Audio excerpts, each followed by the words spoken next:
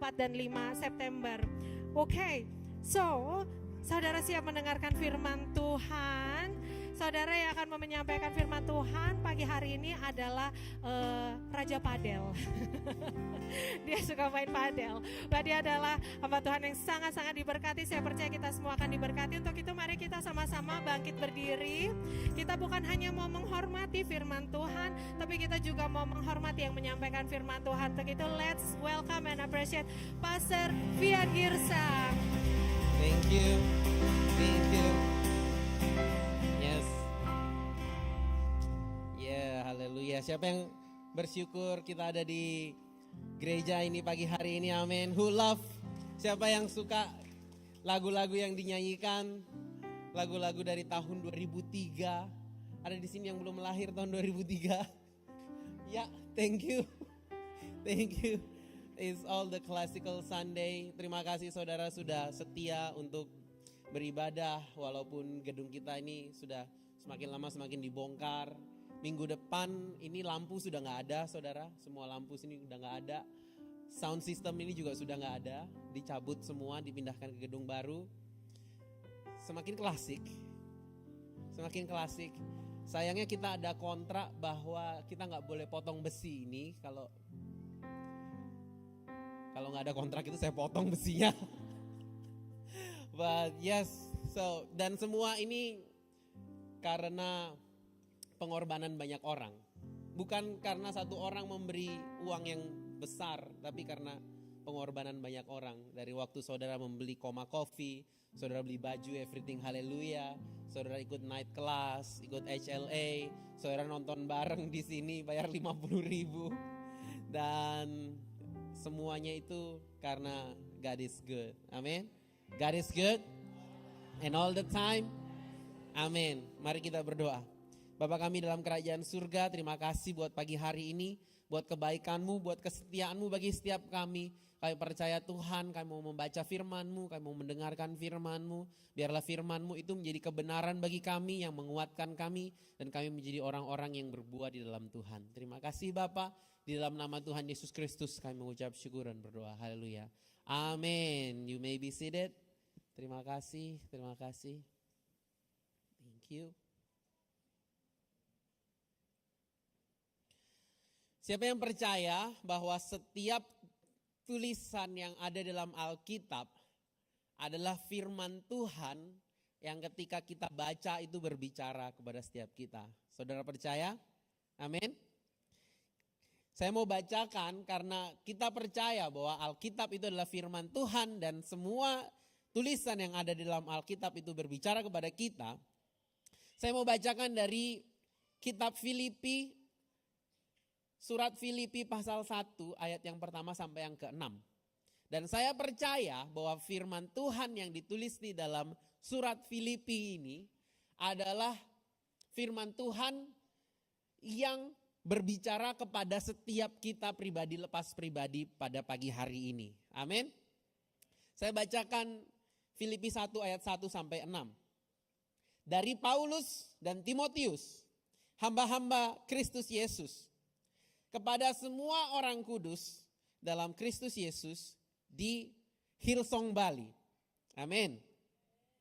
Dengan all the connect groups, leader, all the boards, dan semua orang yang ada dalam gereja. Surat ini ditulis untuk jemaat di Filipi. Tapi ketika kita membaca surat ini juga bisa berbicara kepada kita. Dan apa yang Paulus mau bicara kepada gereja di Filipi? Ayat yang kedua dikatakan bahwa kasih karunia dan damai sejahtera dari Allah Bapa kita dan dari Tuhan Yesus menyertai kamu. Siapa yang percaya bahwa kasih karunia dan damai sejahtera dari Tuhan Yesus ada bagi kita, boleh lambaikan tangannya, amin. Amin, berikan kemuliaan buat Tuhan. Amin. Damai sejahtera ada buat kita. Regardless, tidak terkecuali keadaan sedang susah, ekonomi sedang susah, pekerjaan sedang susah, bisnis sedang susah, proyek sedang susah. Tapi ada damai sejahtera yang Tuhan berikan kepada kita. Regardless all the situation that happens, Ada damai sejahtera dan kasih karunia yang memberikan kita pengharapan dan keyakinan bahwa this too shall pass. Kalau kita bisa melewati COVID-19, saudara banyak di sini yang mungkin pernah melewati krisis 98. Kalau Tuhan bisa mengizinkan kita melewati semuanya itu, this too shall pass. Kesukaran-kesukaran yang ada hari-hari ini juga akan lewat. Karena Tuhan menyertai kita. Ayat yang ketiga, Paulus mengatakan, aku mengucap syukur kepada Allah setiap kali aku mengingat kamu. Setiap kali dia mengingat saudara. Setiap kali dia melihat setiap kita, pribadi lepas pribadi. Dia mengucap syukur karena apa? Di ayat yang keempat dikatakan karena dia berdoa kepada kita dengan sukacita dan mengucap syukur kepada Allah untuk persekutuan kita dan berita Injil yang dimulai dari hari pertama sampai sekarang ini. Dari Hillsong Bali dimulai tanggal 14 Februari 2017, di mana waktu itu gedung ini kayaknya udah yang paling bagus nih. Paling wah, paling mewah. Ya kan? Kalau sekarang ya udah dicabutin semua. Udah diprotolin semua, AC-nya sudah dipindahin semua. Tapi Rasul Paulus mengatakan dalam kitab dari surat Filipi bahwa dia mengucap syukur di dalam persekutuan kita dan di dalam keberitaan Injil kita dari hari pertama. From day one. Dari setiap orang yang mengangkat tangan dan menerima Yesus Kristus sebagai Tuhan dan Juru Selamat di tempat ini. Dari anak-anak yang dibaptis di tempat ini.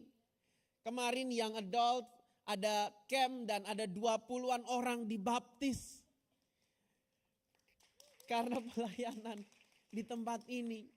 Ada youth camp. Dan dari youth camp itu kalau saudara lihat tadi yang maju itu anak-anak RDG, semuanya itu yang memimpin. All the leaders yang ada di depan tadi itu. Dan leadersnya itu semakin hari semakin banyak. Waktu youth camp kemarin mereka mengatakan ada 27 orang saying yes untuk melayani Tuhan. 27 orang untuk melayani Tuhan. Dan apa yang menjadi janji Tuhan buat kita ada di ayat yang ke-6. Dia mengatakan bahwa akan hal ini aku yakin sepenuhnya, yaitu Dia, Bapa kita, Allah kita, akan memulai pekerjaan yang baik di antara kita. Dia akan meneruskannya sampai pada akhirnya, pada hari Kristus Yesus. Kalau hari ini kita bisa berdiri di sini, tadi Catherine bilang ada 49,99%. Can you believe that kita sudah menyelesaikan proyek itu 49,99%. Kasih tepuk tangan buat diri kita sendiri. Karena itu semua dari kita dan untuk kita. Bahkan Pastor Steve Dixon waktu dia khotbah di Australia, dia bilang bahwa Hillsong Bali ini satu-satunya dan pertama kalinya di seluruh dunia yang membuka gedung baru, membuka bangunan baru, bukan inisiatif dari global, bukan inisiatif dari Australia, tapi inisiatif lokal dan sumber dayanya dari lokal sendiri. Kasih tepuk tangan dulu buat kita sekali lagi. Di seluruh dunia ada sekitar 35 negara, ada 120 lokasi, satu-satunya lokasi di seluruh dunia yang mandiri Hillsong Bali. Wow, kita ngalahin 35 negara guys. Dan kalau kita hari ini bisa 49,99%,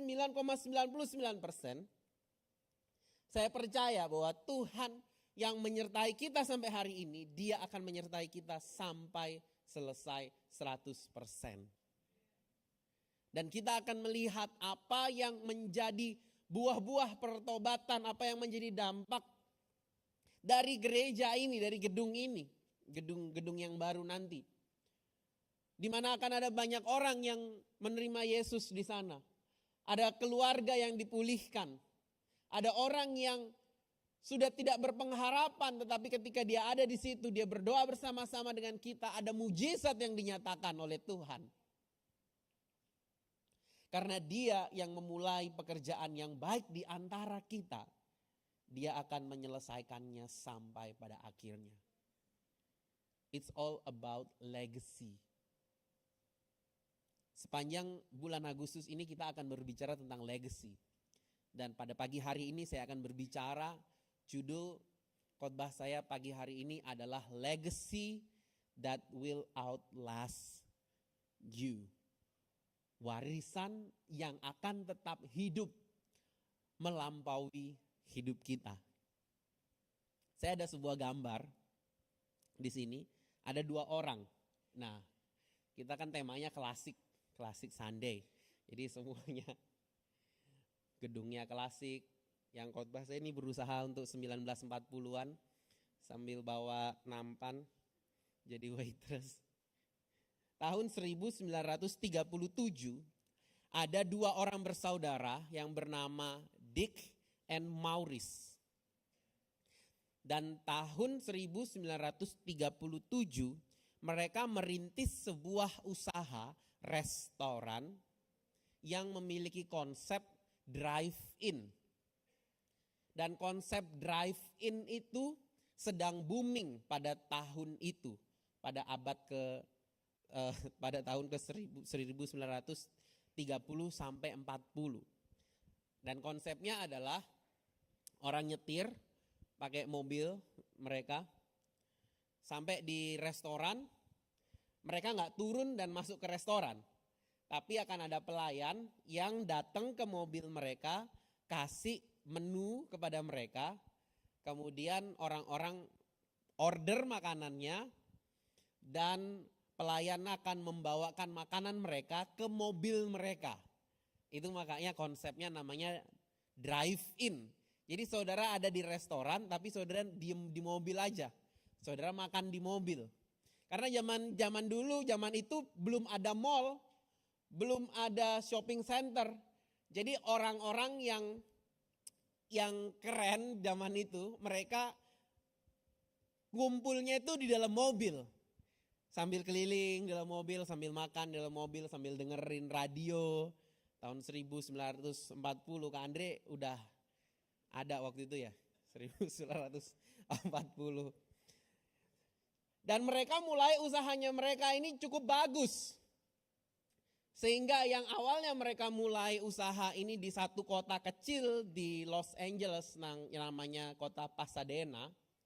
3 tahun setelahnya usahanya mereka mulai berkembang sampai akhirnya mereka pindah ke kota yang lebih besar.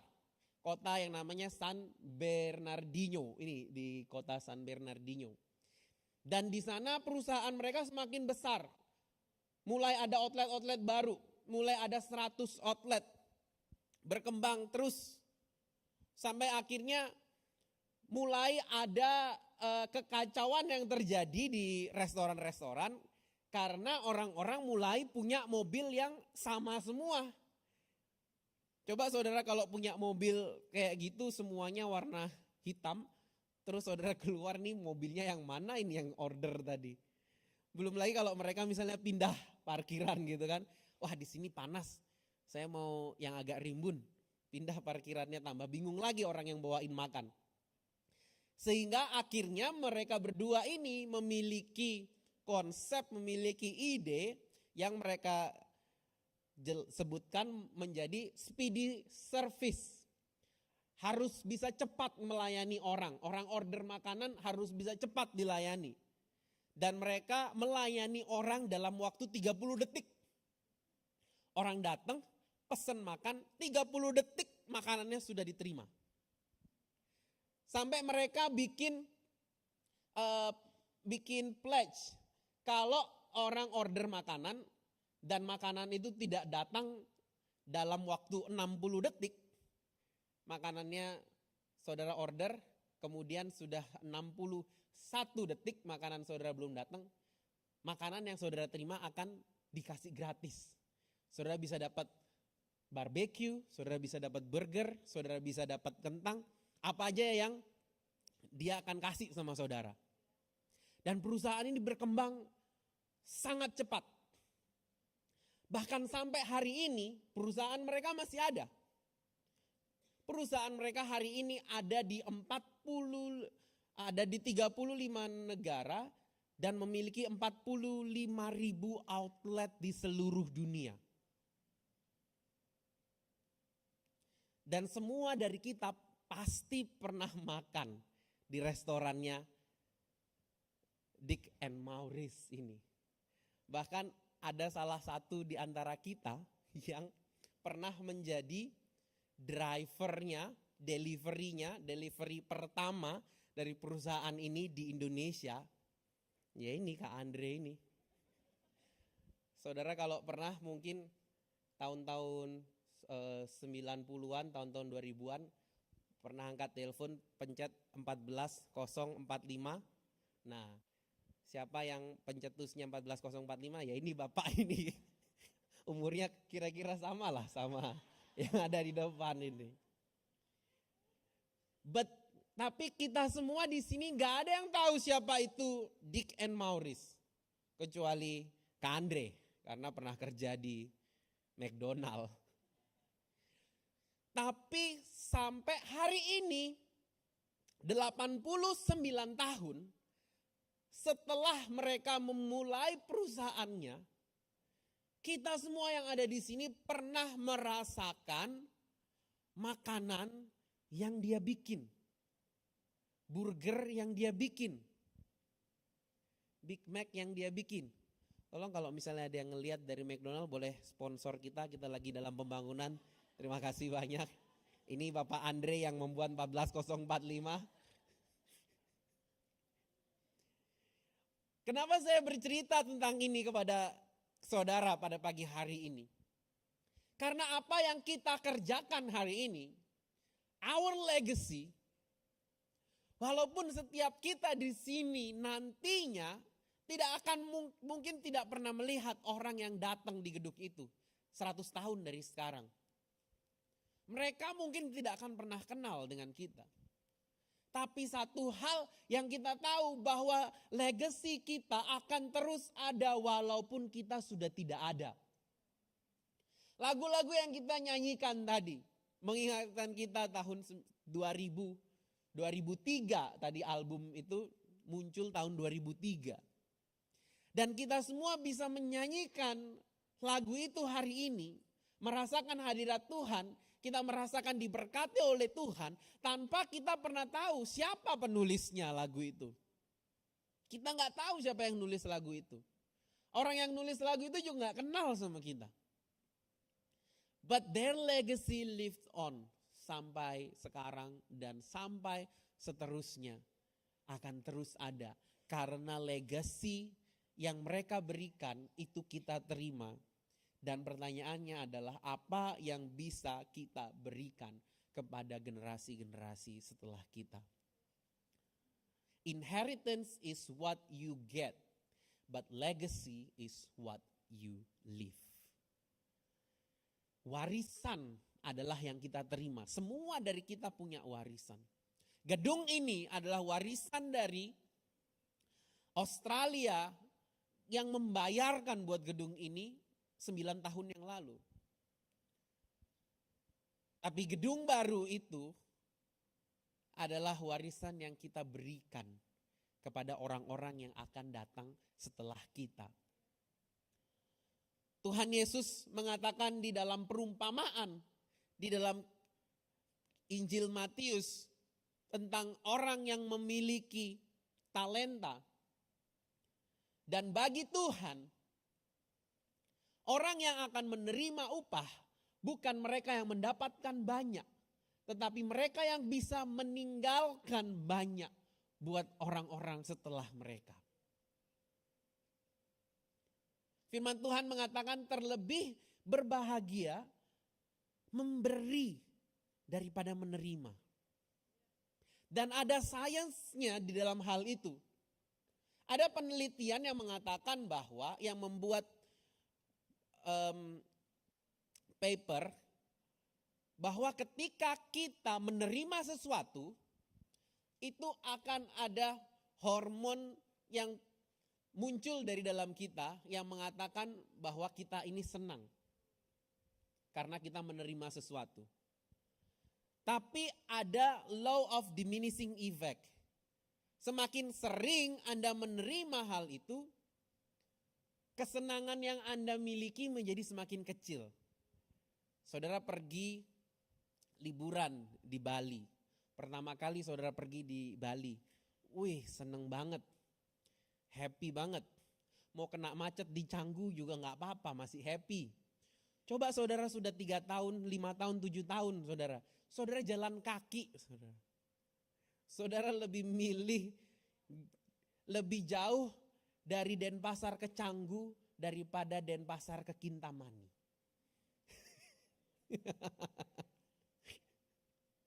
Because it's a law of diminishing effect. Tapi di hal yang sama akan berbeda ketika saudara punya kerabat, punya teman yang lagi liburan ke Bali dan dengan senang hati saudara tunjukkan Pulau Bali ini kepada teman saudara. Saudara bawa teman saudara ke Canggu. Walaupun macetnya sama, ada yang ketawa mungkin pengalaman pribadi. Tapi ada sukacita yang saudara rasakan karena saudara bisa menunjukkan kepada teman saudara lokasi-lokasi yang ada di Bali. That's because ada sesuatu yang tidak bisa dijelaskan ketika kita memberi, itu bahagianya lebih besar ketika kita menerima. Bahkan mungkin sudah 1, 2, 3 tahun lagi, kalau saudara ketemu sama teman saudara itu dan saudara cerita lagi sama dia cerita lagi sama saudara tentang bagaimana saudara bawa dia keliling jalan-jalan, kebahagiaannya tuh bisa ada lagi. Kebahagiaannya tuh tidak akan pernah hilang. Itu sebabnya firman Tuhan mengatakan terlebih berbahagia memberi daripada menerima. Karena inheritance is what you get, but legacy is what you left. Apa yang kamu tinggalkan buat orang lain. Dan legacy is not about us. Legacy is not about you, but it's about the one who come after you. Amsal 13 ayat 14 mengatakan, a good man leave inheritance to his children's children.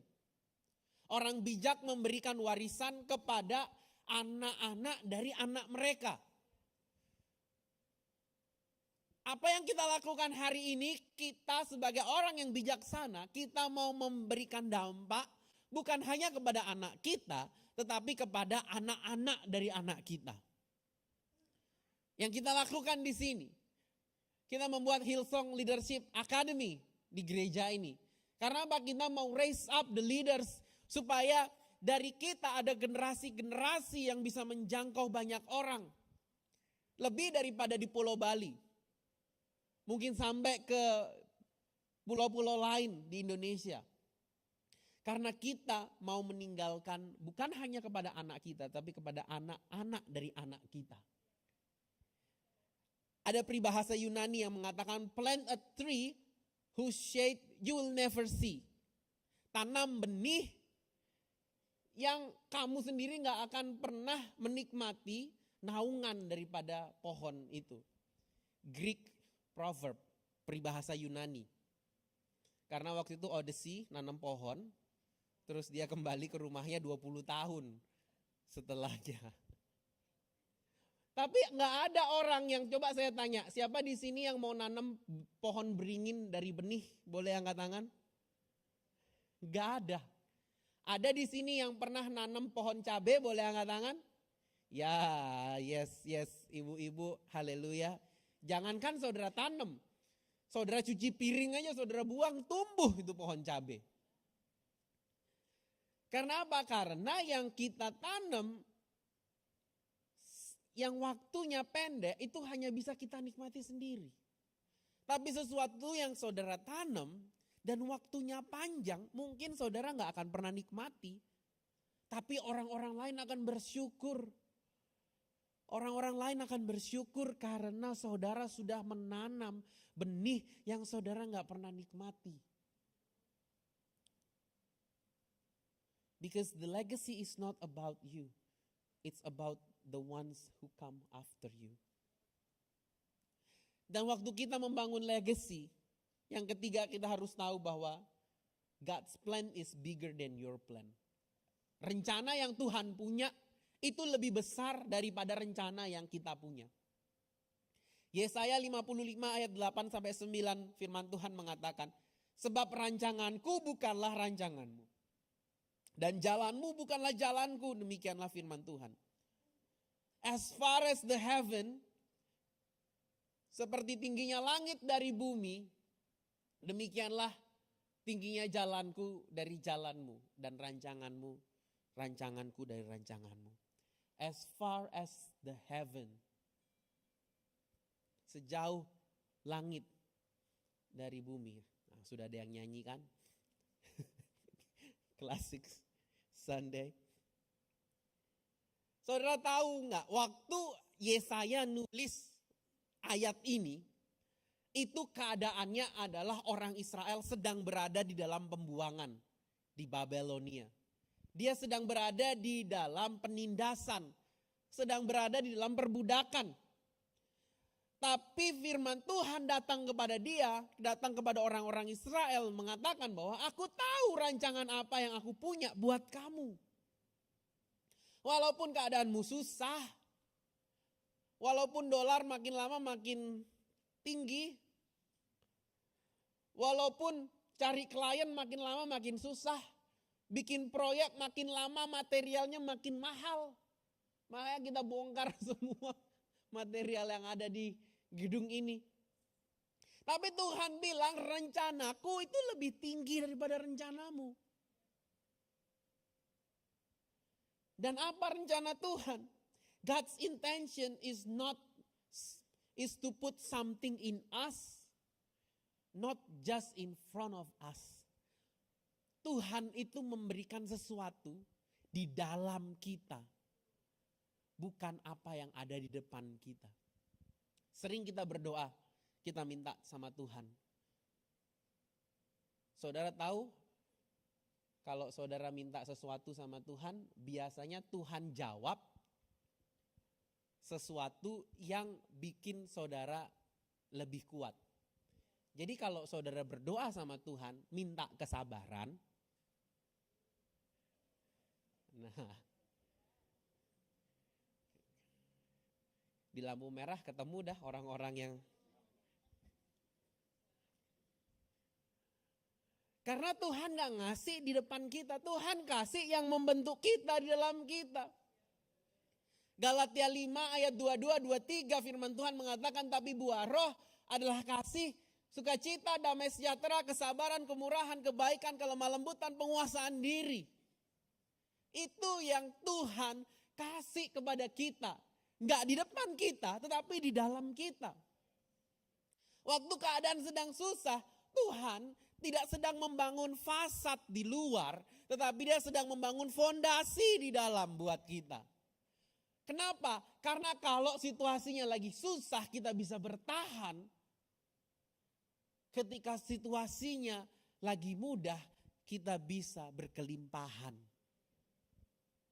Tapi Tuhan peduli terhadap apa yang ada di dalam kita. Tuhan adalah a master builder. Dia mencari structural integrity of our soul. Dia mau kita kuat di dalam kita. Dan waktu kita kuat di dalam kita, seperti pohon kurma yang memiliki akar sangat dalam. Seperti pohon cemara yang berdiri tegak lurus dimanapun dia ditanam. Demikianlah orang benar yang takut akan Tuhan. Mau ada badai, situasi berlalu, tapi kita tetap kuat di dalam Tuhan. Dan kita akan menghasilkan buahnya pada musimnya. Amin. Tuhan akan memberikan kita buah pada musimnya. Musim ini mungkin sedang menjadi musim yang berat buat kita. Tapi musim yang berat, musim yang panas, musim yang kering, itu menghasilkan buah yang lebih berkualitas. Semakin banyak daun pada sebuah pohon, semua nutrisinya itu diambil oleh daun. Tapi ketika dia musim panas, musim kering, musim salju, pohon itu akan merontokkan daunnya. Sehingga pada waktu musim semi, semua nutrisi itu akan muncul sebagai buah yang manis pada musimnya. Apa yang menjadi musim saudara hari ini? Saya percaya bahwa Tuhan sedang mempersiapkan kita untuk hal-hal yang baik di depan kita. Dan kita sedang membangun gereja, tapi kita juga sedang membangun pribadi lepas pribadi. Minggu lalu Pastor Eka mengatakan bahwa Nuh membangun Bahtera, tetapi Tuhan membangun Nuh. Kita membangun gereja, tapi Tuhan membangun setiap kita. Membangun iman kita. Membangun kepercayaan kita kepada Tuhan. Membangun harapan kita kepada Tuhan. Dan kita akan melihat buahnya pada musimnya. Mari sama-sama kita bangkit berdiri. Kita berdoa.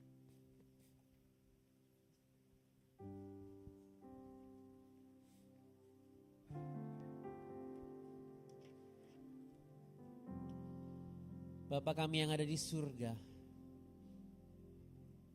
dikuduskanlah namamu, datanglah kerajaanmu di bumi seperti di surga.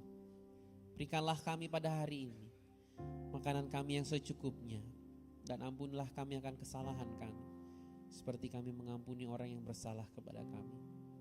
Dan janganlah membawa kami ke dalam pencobaan, tetapi lepaskanlah kami daripada yang jahat.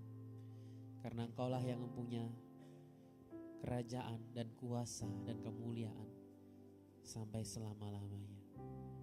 Terima kasih Bapa. Tanamkanlah setiap firman-Mu ini dalam hati setiap kami.